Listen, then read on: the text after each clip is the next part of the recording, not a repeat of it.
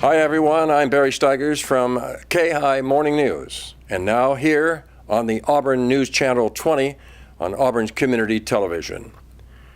The story we brought you last week about the accident in Old Town, in which an elderly woman had her foot slip, hit the accelerator of her car while she was parking in front of the Tio Pepe restaurant. 54-year-old Brett Montague of Auburn was pinned beneath that car for several hours. Auburn police and fire removed the car, and they then took him to a hospital. The unfortunate end of this story is that Mr. Montague died on Tuesday night from those injuries. The Auburn Police Department got a big surprise this week. They got a $5,000 check from a local resident. A gentleman by the name of Richard Ray of Auburn said that he wanted to donate something to the police department. Police Chief John Ruffcorn says that he is so happy to have it, accepted it at the City Council meeting the other night. He did say he wasn't sure what to do yet, but he does have one idea. That is to get all one color on the badges of all the policemen in the city of Auburn. Now they have silver and gold. He said they all wear the same uniform. They should all wear the same badge. PCWA, that's the Placer County Water Authority, is building a major water tank in North Auburn. This tank, when completed, will hold 5 million gallons of water and will completely service all of the city of Auburn, its businesses, and its residents. We took a camera on site with one of the development project managers, and here's our report. I'm at the site of a brand new water tank, a 5 million gallon water tank, which is located in North Auburn off of Electric Street. With me is Tony Ferenzi of the Placer County Water Agency. Tony, glad to have you, and thanks for letting us come on the site and watch what's happening here. Tell me about this project. Why is it, what is it here, or what's it doing, and how did it start? Give me the history. Okay. Thanks, Barry, for your interest. And yes, it's a 5 million gallon storage tank that we're constructing right here. And the idea of this project is to replace a pair of in-ground reservoirs that the agency has lived with for a very long time. And those reservoirs, for a number of reasons, are beyond their useful life. And in addition to the reservoir, we're also going to be replacing the ingoing and outgoing pipelines into the reservoir. Now, the project is located up on top of a hill. There must be a reason for that, Tony. That's right, yeah, because the idea is that way we can serve our downstream customers with gravity and not have to pump out of the storage tank. So it's operationally a desirable way to go. Tony, when do you expect this to be full of water and start serving the community? And then the second question I have for you, how much of the community will be served out of this particular facility? Okay, yeah, the reservoir is planned for completion mid to late June. Now that's operational completion. The community will still see a little bit of construction activity going on through the summer in terms of buttoning things down. And again, it's 5 million gallons of storage that we're going to pick up with this project. That 5 million gallons will serve about 4,000 customers in Auburn. And just for perspective, the agency has about 8,600 customers in the community, the greater community of Auburn. So not quite half of our customers in Auburn are served off of this reservoir.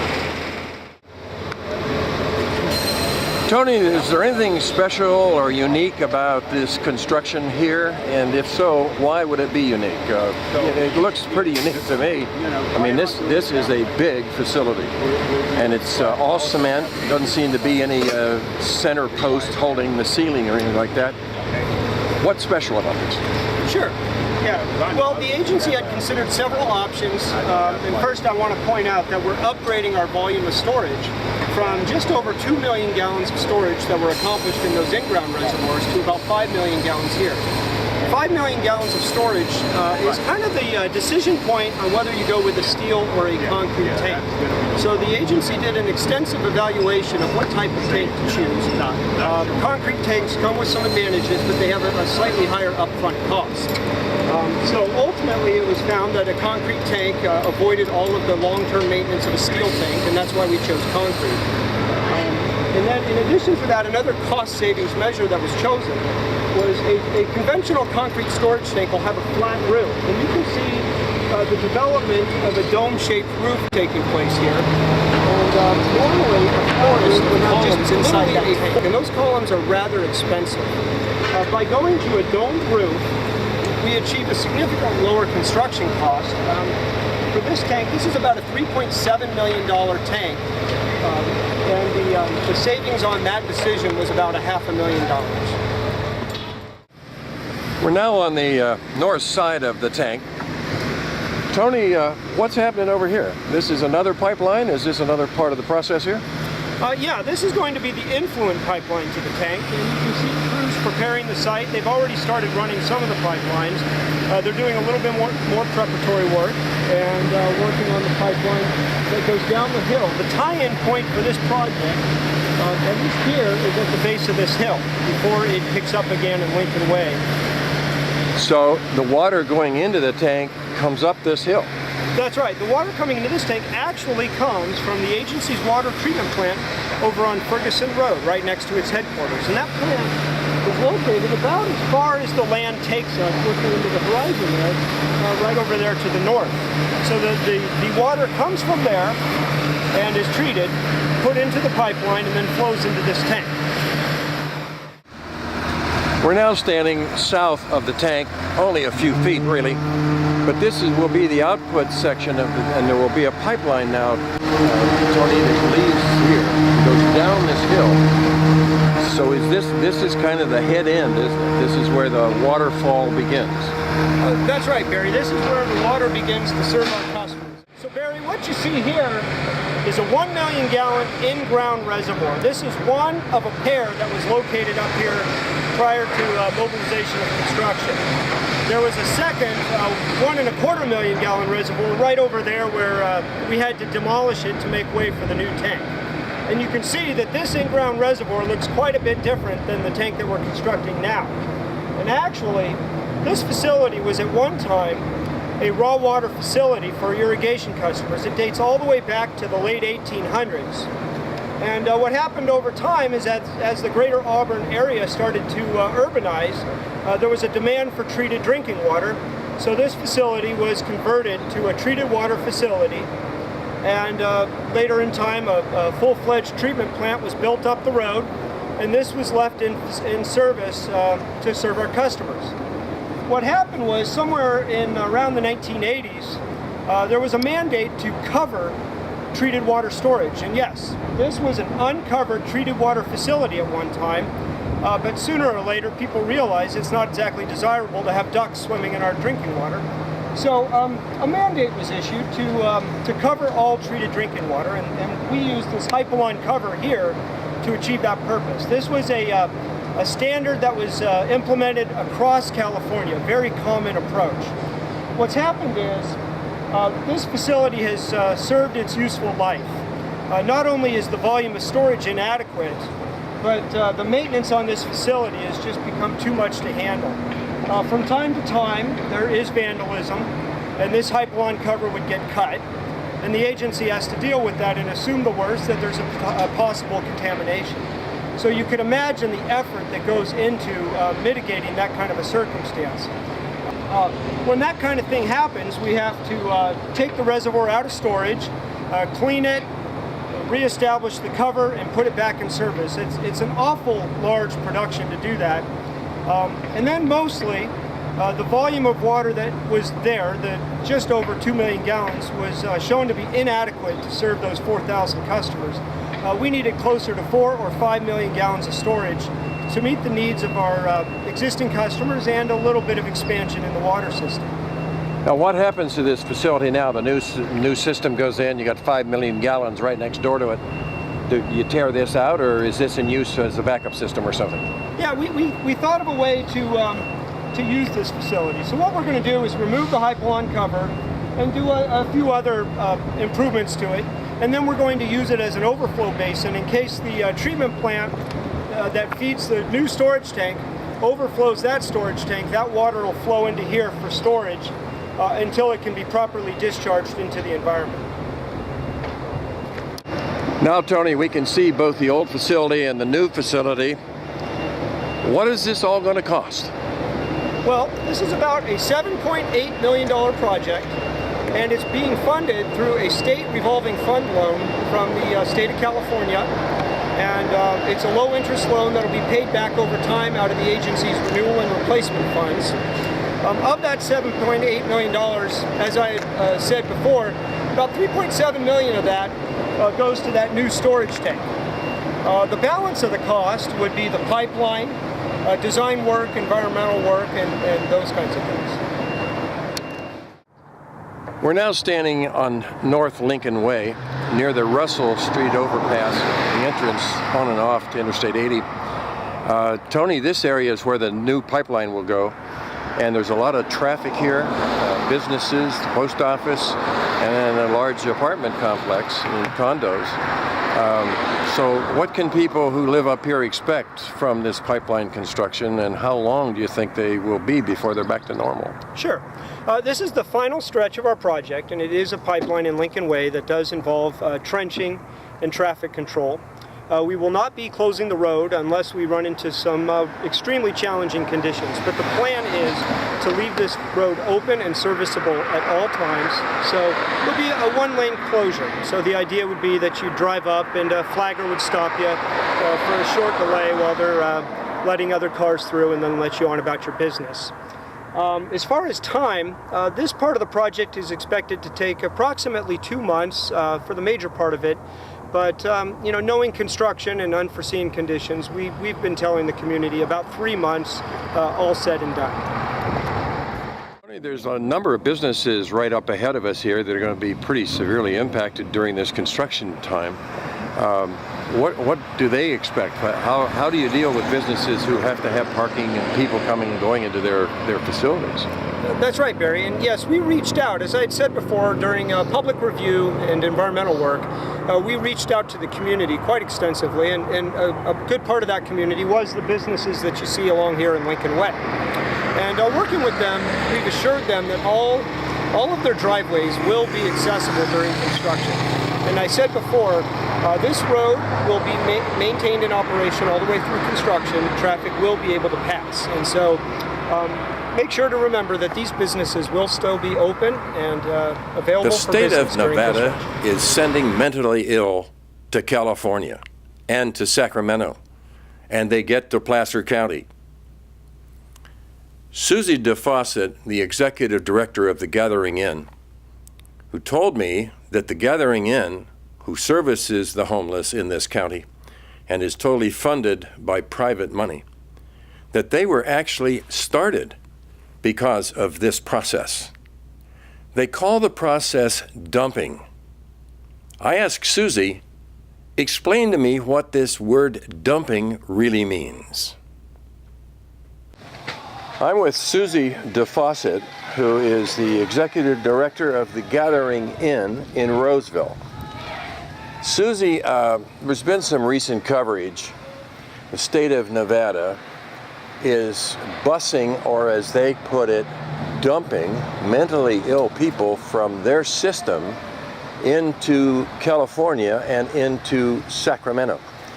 There is some move on that we should do some lawmaking that would stop that from happening, and it appears as though the only reaction we've gotten so far is that Nevada says, okay, we'll send chaperones with them. Tell me, what is dumping? Well, dumping is a procedure that hospitals and mental institutions use where instead of putting together a full discharge plan, they just move one person from one area to another and then let go.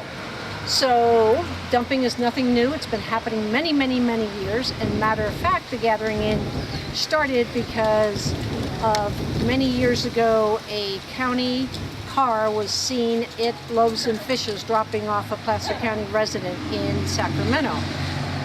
And the local pastors up in this area didn't believe that was a nice way to take care of people, so they started talking about how can we take care of people in our area. We have had that problem of dumping since the day we opened. It's one of these situations where we don't know what to do with him. There's no place, or her, there's no place to put them, so let's send them to the homeless shelter and then let go.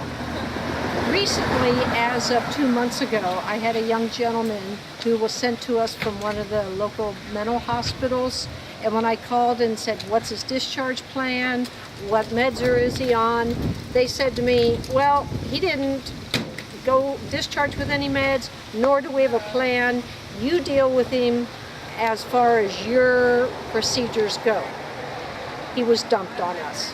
It happens every single day to lots of different programs, but when you're the last safety net in the county, it happens here a lot.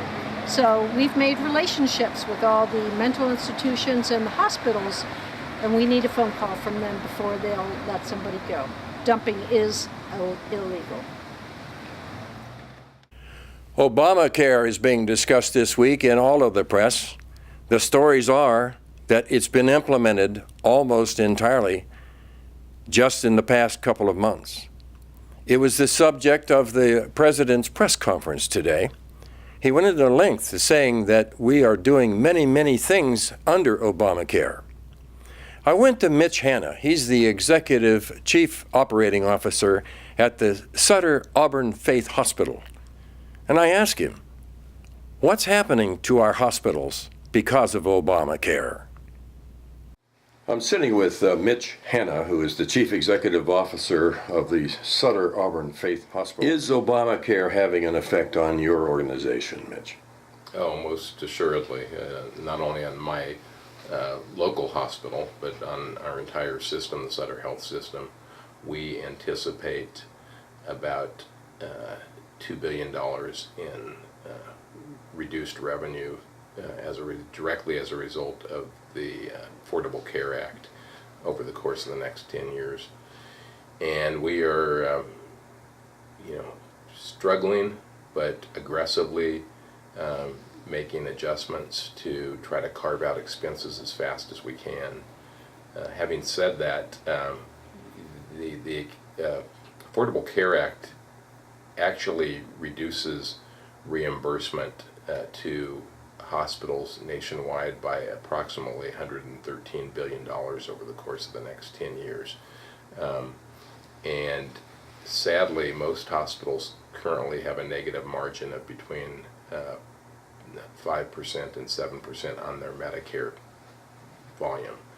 And what has occurred over the course of time is a lot of cost shifting, where hospitals make up the losses from those government-sponsored patients by essentially charging more on the commercial book of business. The people who have insurance that they either pay out of pocket or it's provided through their employers. And as you know, we're hearing a hue and cry from many of those purchasers of insurance that they can no longer afford insurance. So the question becomes, will this Affordable Care Act drive more people into the state cooperatives that are being formed to provide health care, and ultimately really drive most people into a government-sponsored, government-subsidized health plan. Many employers currently are talking about actually dropping insurance that they currently provide for their employees, paying the penalty, which I believe is roughly $2,000 per employee per year, and letting the employees go purchase their own insurance through the exchanges, the state exchanges. Paula Johnston's been on Neighborhood Beat again, and safety issues on the back roads with bicyclists will now be her main theme on this report. There are 9 million bicycles in Beijing. That's a fact. It's a thing we can't deny, like the fact that I will love you till I die. Hi, I'm Paula Johnston with Auburn News 20, and with me today is Chief of Police in Auburn, John Ruffcorn. And we're here to have a little chat about the situation in the back roads of Auburn here. We have a lot of really nice country roads, and there are a lot of cyclists that are using these roads. One of my concerns as a driver and a citizen is that I'm accidentally going to hit one of these people. So I've come to talk to the Chief of Police to talk about the issue. Thanks, John, for being with us today. Well, thanks you for having me. However, it is just a small issue that really can be solved by a little cooperation on both sides of the, in this case, traffic lane. Yeah, yeah. How many, are there any occurrences? Do you have any record of occurrences on the streets with traffic accidents with bicycles? We do have a few every year, not a lot, but we do have a few where bicycles have collisions with our vehicles, or a vehicle has a collision with our bicycle, and it actually is sometimes both people's faults, where sometimes it's the bicycle rider's fault and sometimes it's actually the driver of the vehicle's fault. If an accident were to occur, let's say I'm driving down the road, this happened to me a couple of weeks ago. Driving down the road and there's shadows on the side of the road. We have a lot of trees here, and there was a cyclist in the shadows I didn't see until he popped into the light, and I was almost right next to him when I did see him. It was a real shock.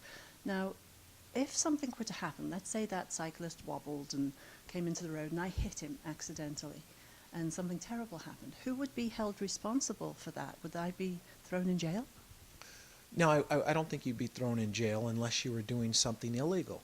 If you were talking on the cell phone and didn't notice that person, or you were driving too fast and didn't notice that person, then it might be your fault. However, if somebody veers into your lane, whether it's a bicycle rider or another vehicle, generally it's going to be the person who's actually coming into the direction of traffic. It's going to be their fault. However, in any situation, it's hard for me to make an accurate judgment. We'd have to do a complete investigation to determine who was at fault. Yeah, I'm sure there are a lot of variables with that situation. So do police give citations or tickets to cyclists if they're doing something they shouldn't be doing? We do. And bicycles who are using the traffic lanes are obligated to follow the same traffic rules as a vehicle, whether it's speeding, whether it's a stop sign, traffic light, turn signals. Or they still have to they're still required to follow all traffic rules. If the cyclist is, let's say, in the middle of the road and they can't go quite as quickly as I'm going, let's say it's 35 miles an hour and it's a hill, it's an uphill, and the cyclist can't get out of my way and it's a double yellow line, what's the procedure? What would be the recommended procedure for the motorist to take? Well, first and foremost, if the vehicle is behind a bicycle that is going slower than them, it's really the bicyclist's responsibility to get to the right of the lane. If they're not doing that, they might not know you're there. So it might be just a little quick tap on your horn to let them know you're there, but you definitely can't pass them going over a double yellow line. So it's really their responsibility, and if they were to come across the law enforcement officers, they could receive a ticket for impeding traffic because technically they should be to the right-hand side, so you can drive through or by them. If you come up to Auburn or the Auburn area on a weekend, who knows? There could be anywhere thousands of bicyclists on the road. And again, an important issue here in our community being an adventure destination. Because Auburn is such a wonderful destination, there's also a lot of events that people drive to in this area. So we do get a lot of traffic that doesn't understand or at least the bicycle aspect of it. They come from the Sacramento or they come from the Bay Area, and they don't know that there are lots of bicyclists, so there is some impatience on their behalf. So hopefully, like I said, there's a little understanding on everybody's behalf, and again, our roads are big enough to share between bicycles and motor vehicles. Yeah, that's a good point. Well, thank you, John. I really appreciate your time. I know you're very busy. Well, thank you, Paula.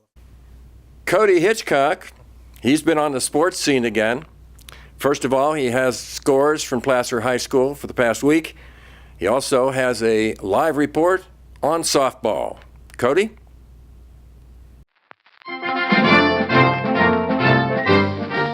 Hello, Barry. This is Cody Hitchcock, the Hillman flag runner, at the softball match of Placer versus Colfax.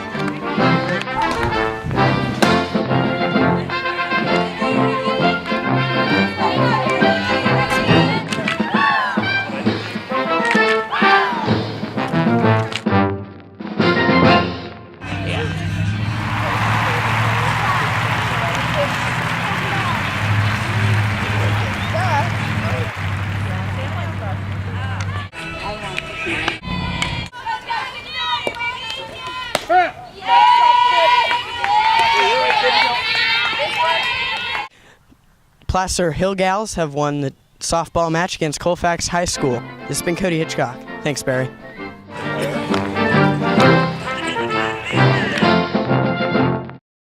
Hello, this is Cody Hitchcock. Here are the Placer High sports scores for this week. On Thursday, Lady Hillman softball versus Foothill won 16-2. Also on Thursday, volleyball at Bear River lost 3-2. Baseball versus Bear River was a devastating loss 5-4. Monday we had soccer at Center, win 4-0. Volleyball at Whitney lost 4-0. Softball at Center, win 14-5. Baseball versus Bear River with an amazing game 8-3. Volleyball versus Antelope, win 3-2, and soccer versus Colfax 1-0. This week at Placer Sports. I'm Barry Stigers, the morning host on K-High Radio, and also your host here on Auburn News Channel 20. Have a great week. I'll see you next week.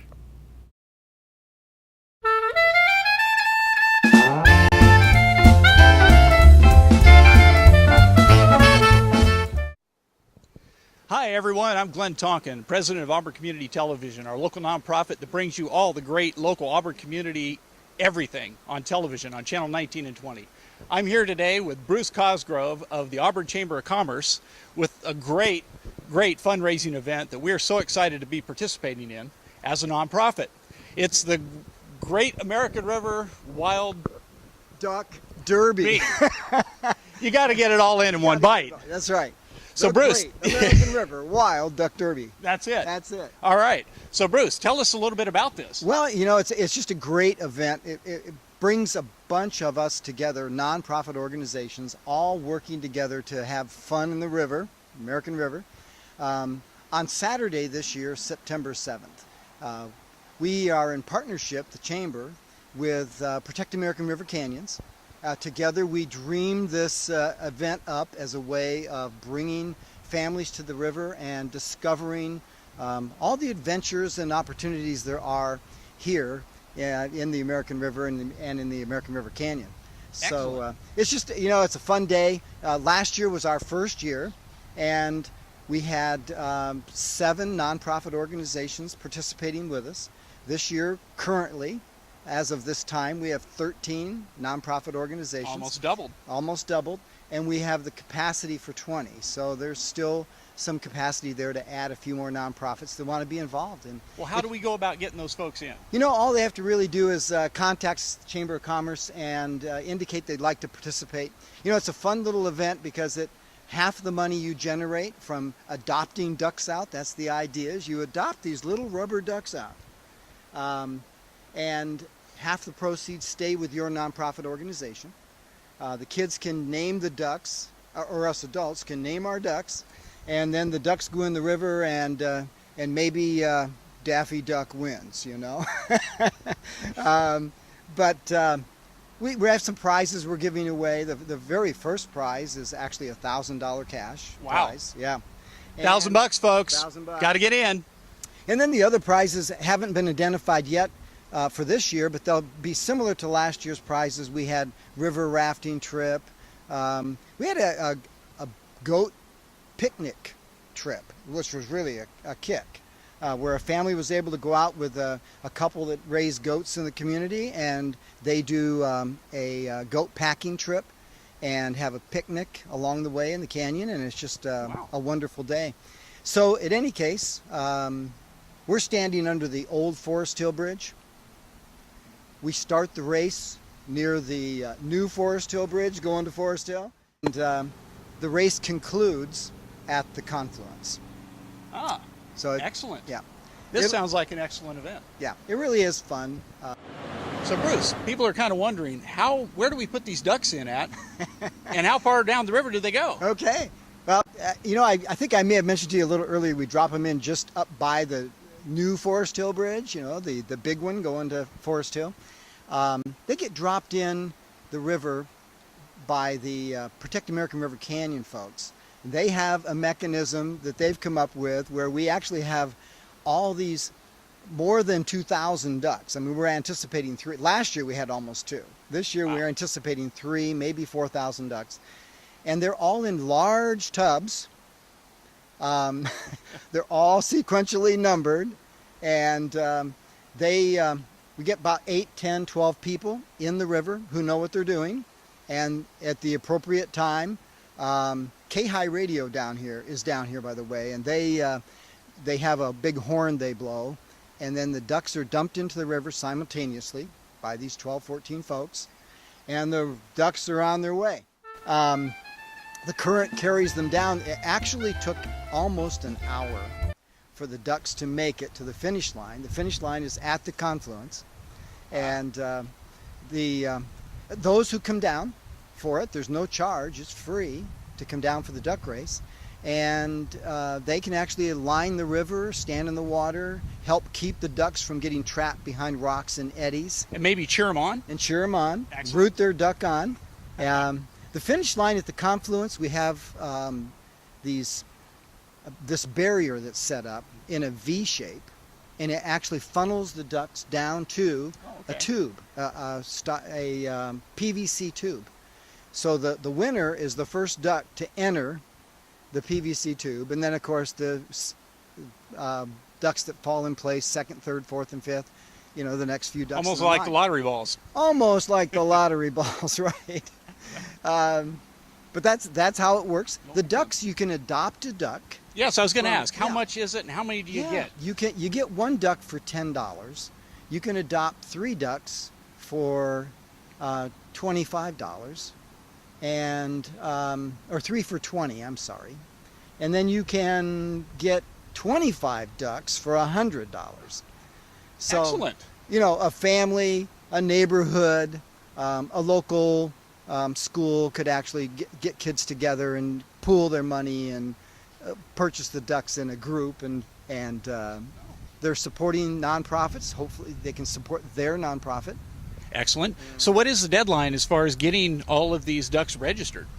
Actually, probably the Monday before that Saturday, because it takes several days for us to do everything we have to do to the ducks to get everything sequentially numbered and put in a system. We actually use, believe it or not, a computer to help us manage all the ducks, match them up to the adoption certificates, so that when the duck goes through the PVC pipe, we know that duck number 2287 is Frankie the duck, and it's you know, the Smith family that bought it, and Julie is the owner that named it. So, excellent. And all of that is announced here on the river. We have PA systems set up, and this is going to be an excellent event. yeah, it's a great event. Excellent Just event. a great time. Well, everybody, you've got to come and help your organization out. Whether you're with a school, whether you're with a nonprofit organization, you've got to come and at least buy a duck. Buy 2 or 3. I like the $100 idea myself, and get yourself a lot of ducks. Yeah, a lot of ducks. The more we have out there, can you imagine how the river's going to look? Just flooded with our beautiful yellow little rubber ducks. This is going to be great. It's going to be great. I can't wait. I can't wait either. All right. Looking forward to seeing you there. I'm looking I'll forward be to seeing there. everybody. I will. Okay. Are you going to be there? All right. We're looking forward to having all the nonprofits down here that day. We've actually been planning now for several months to do another event that basically promotes Auburn as an adventure destination. So on that day, Saturday, September 7th, in addition to the Great American River Wild Duck Derby, we'll be doing this adventure event where we'll have river rafting companies down here, kayakers, rock climbers, a variety of fishermen, you know, fly fishermen, and others, mountain bikers. All 3 of our local Auburn bicycle shops are participating, and it's going to be a wonderful day. Wow, it sounds like we've got a lot of folks coming down. Sounds like it's going to be a great event. It's going to be a great event. Actually, we're going to conclude the event that day with a family river flotilla, where you can come down here with your favorite little raft that you take out of your swimming pool or inner tubes, or rent a raft if you want from local companies. And as one big community, we're going to float down the American River at the end of the Duck Derby that day. Oh, so excellent. It's going to be a fun day. All right. And I really appreciate the fact that ACTV gave us this opportunity to come out here and experience the river together and talk about this event. Well, we are very excited about the event, and I think everybody else is going to be excited too. You've got to come down here September 7th. That's right. That's right. Hey, and you need to get some ducks. You have to wear this hat. Oh, I got to have one. You got to put the hat on. We're not leaving here without it. That's right. I'll join you. All right. And I'll present you with this official rubber duck. That makes it the first for 2013. First for 2013. That's Auburn right. Community Television, very happy to get our first duck. Excellent. Well, thank you Bruce, much. thank you very much. We See look you forward here. to the event. You bet. All right. Thank you.